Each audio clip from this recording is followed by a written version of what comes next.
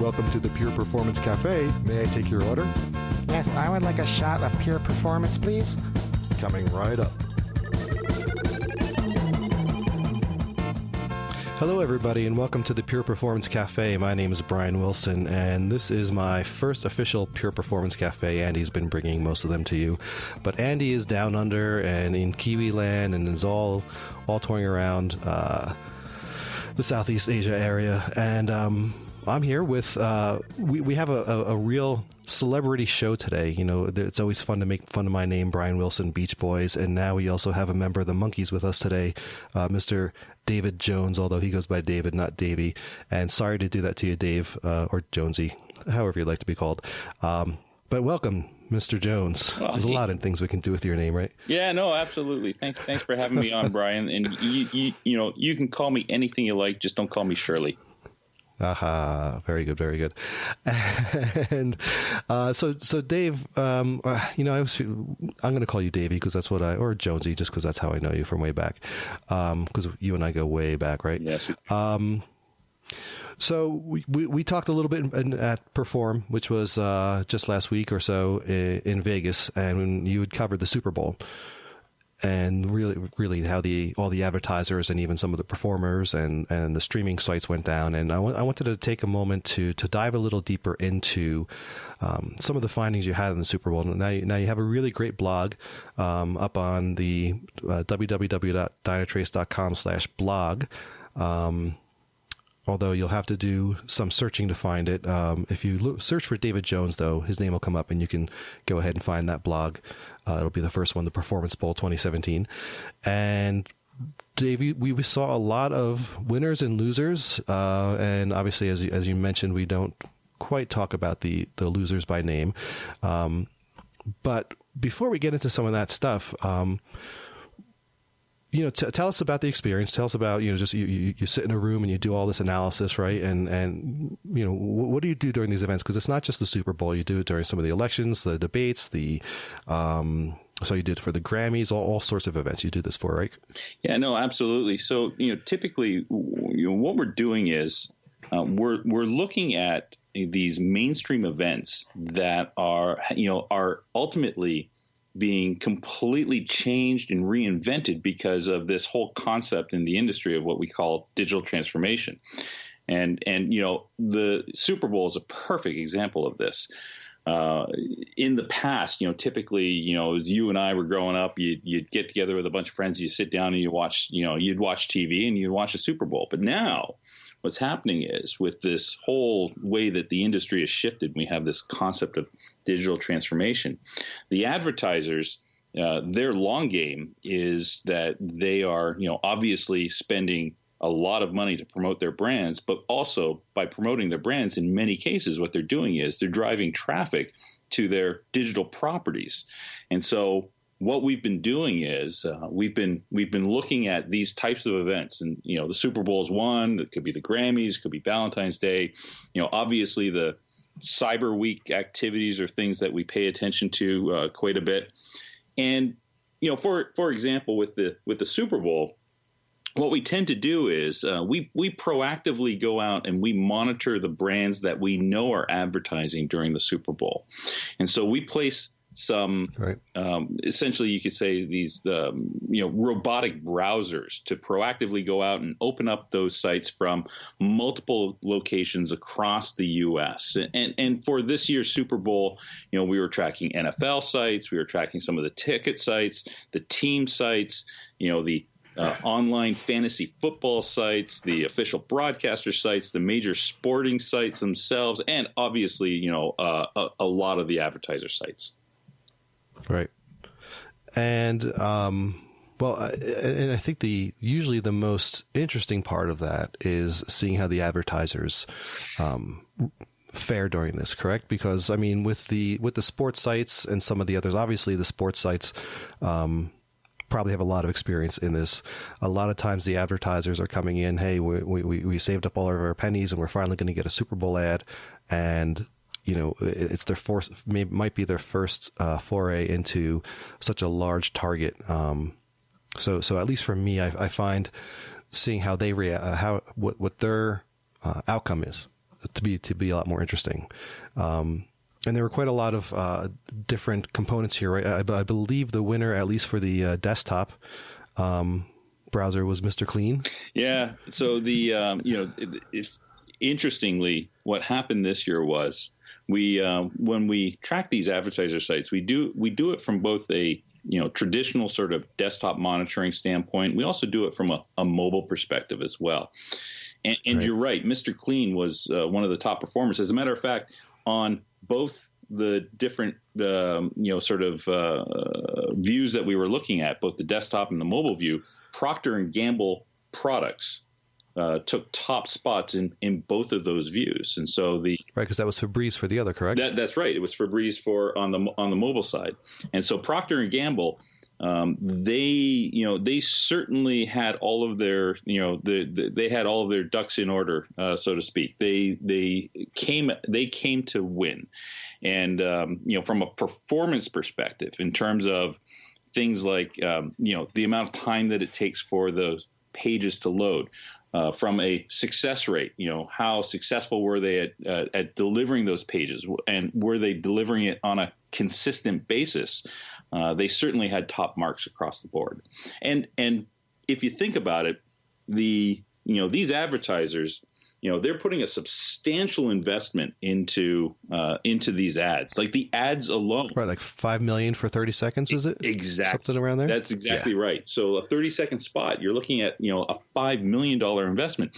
But that investment, if you think about it, is just sort of scratching the surface in terms of the overall investment that these companies are making in their brands, because and therein lies the why we do this, because there is, from a digital delivery standpoint, there's a tremendous amount of risk at hand, because it's one thing for a company to come to the Super Bowl, drop a lot of money on a spot, but in this day and age with this digital tie-ins, if you're trying to drive traffic to your site and that site fails to deliver because of the substantial load that an ad can potentially generate, then you're putting that $5 million at risk, and more at risk. You are putting your entire brand at risk in terms of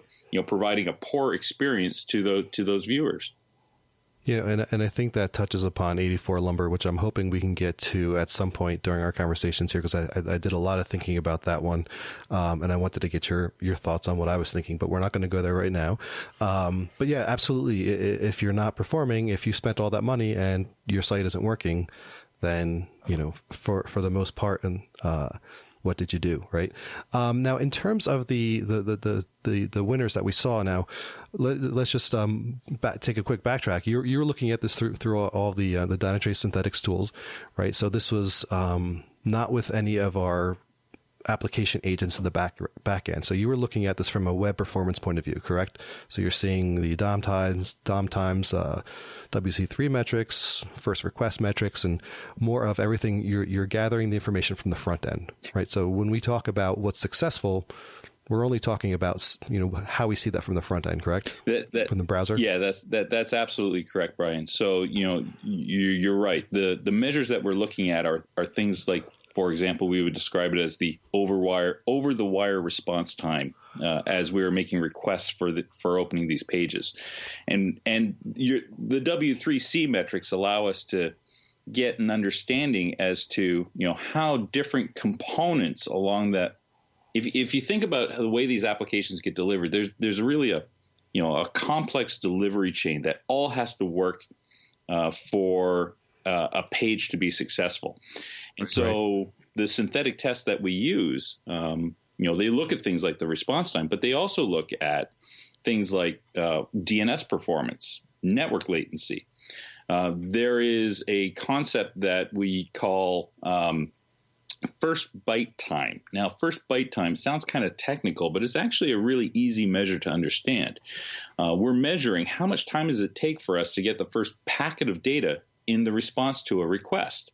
The longer the first byte time is an indication of how long is it taking the server to respond to that request. And so you mentioned that you're right. When we do this monitoring, we're doing it from a proactive synthetic external basis, and we don't have access to any sort of agent side, server side instrumentation. And so from that standpoint, the best that we can extrapolate from the synthetic test is this is how long it's taking the server to respond to those requests. And therein, that sort of leads into a larger conversation about the benefits of having, both a proactive synthetic approach as well as having that holistic server side sort of agent based instrumentation, and how the two of them can really sort of pinpoint where problem areas are. But for our monitoring, we really did, to your point, we really focused on the synthetic side of things.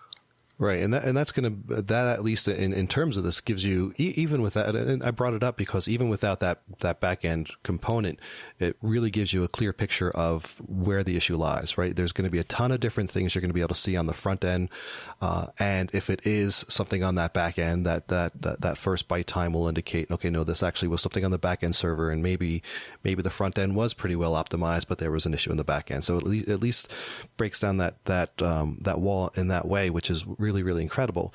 But so where I wanted to go with all this, though, was from, the analysis you did for the winners and also the losers, and maybe we can start with the winners.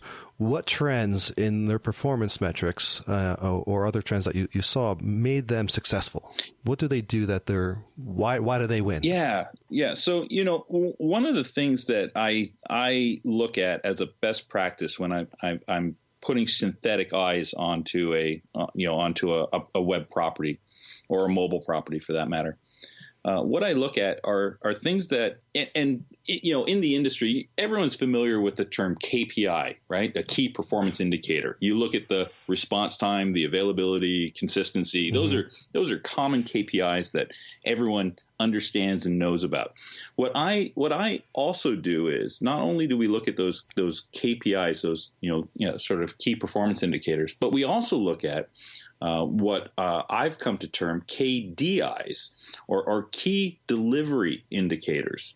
And what these delivery indicators are things that are more about the characteristics of what's being delivered. So when I make a request for a page from my mobile web browser or from my desktop browser, we look at things like how much content is being delivered for that request. So we look at that in terms of the number of bytes of the page.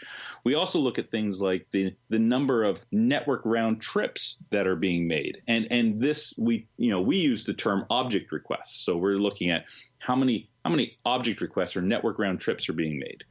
Then we also look at a measure, and this one's slightly less well known in the industry, but it's really important. And we look at the number of connections that mobile or desktop-based, page load. We look at the number of connections that are being opened.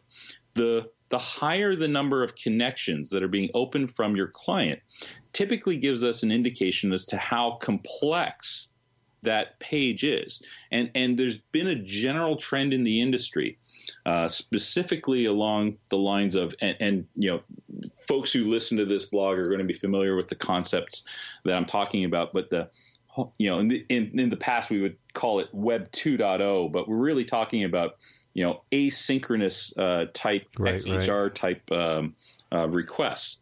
And often what we see is that the more complex a page is, the more XHR requests that are being made, the higher the connection number is going to be. So that number of connections that are being opened is that indicator of page complexity.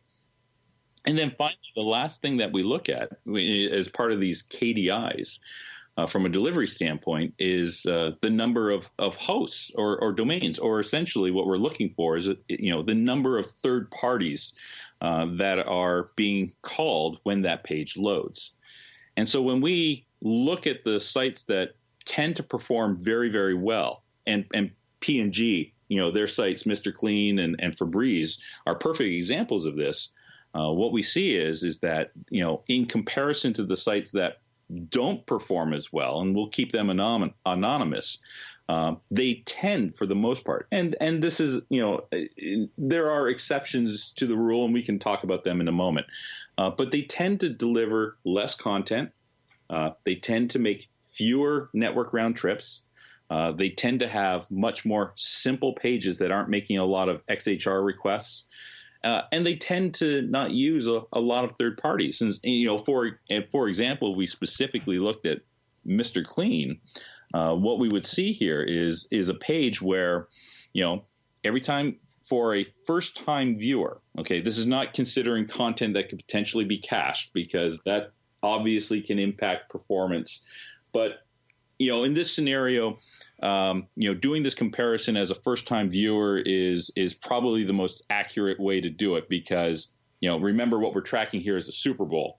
And so, right, and how many people go to Mr. Clean regularly? So probably most people are a first-time hit. Exactly right. So when we looked at things like the amount of content, we would see that slightly over 1.5 megabytes worth of data is being transferred.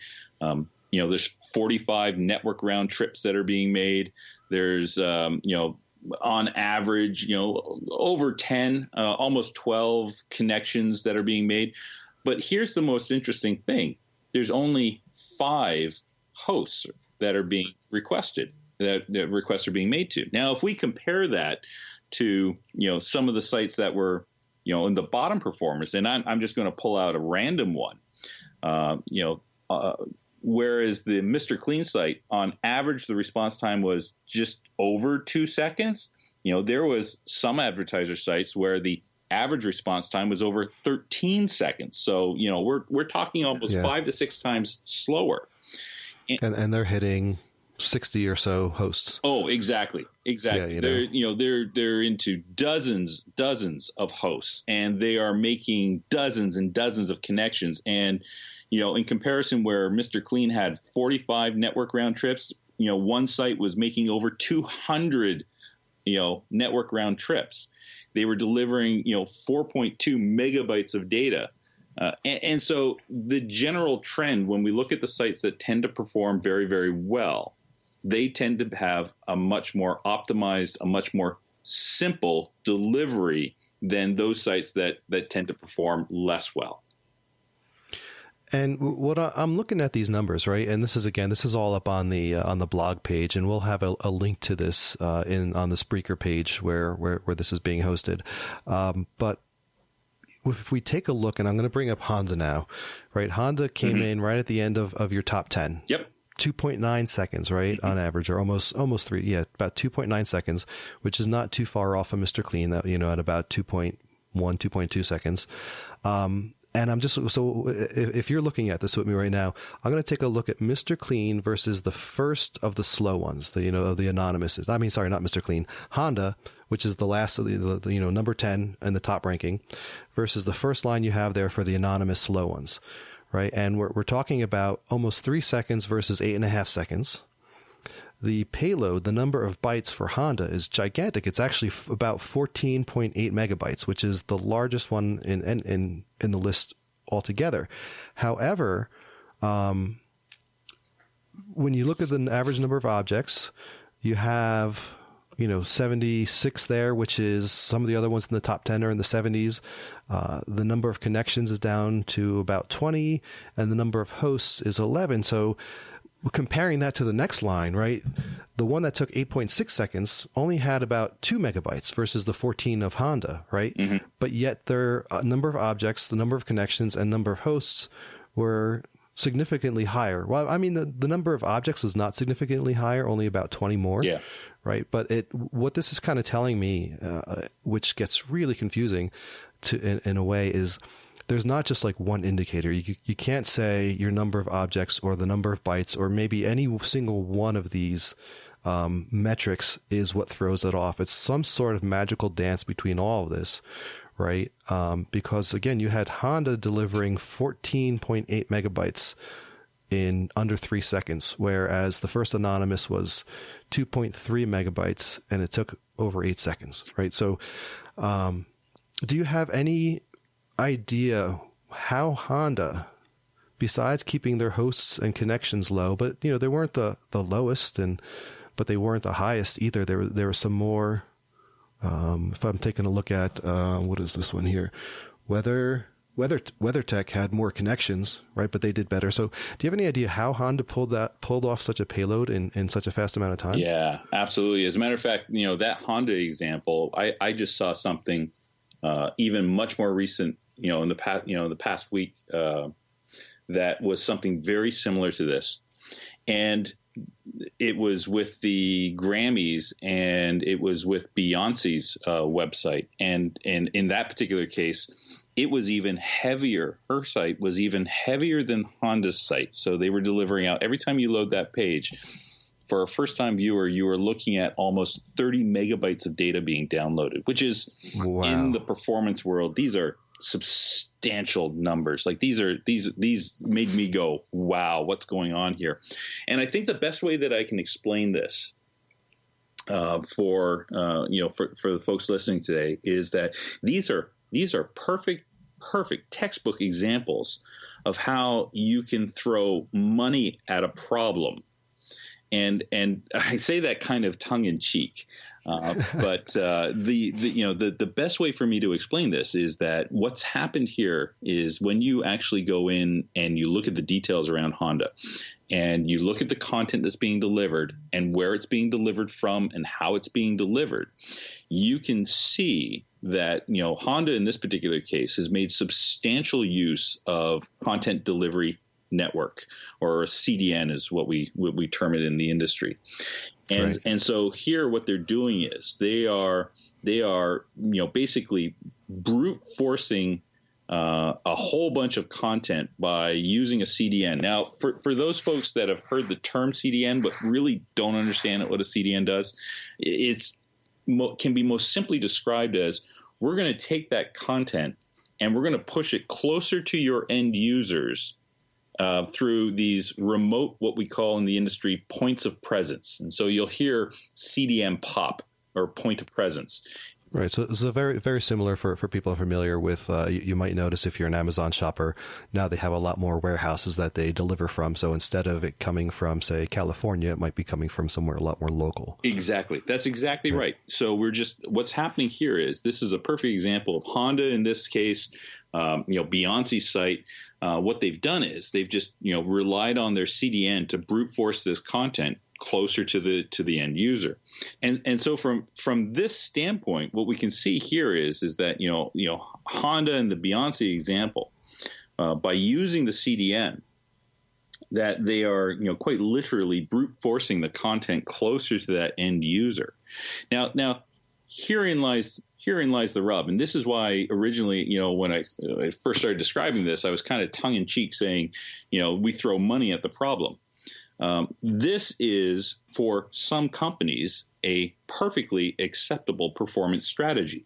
We are going to, have all this creative content, and these are going to be large images and large video files, and we're going to rely on our CDN to smooth out the performance for our end users, because we're just going to have the CDN push this content, closer to the end user. Now, it's a perfectly acceptable performance strategy.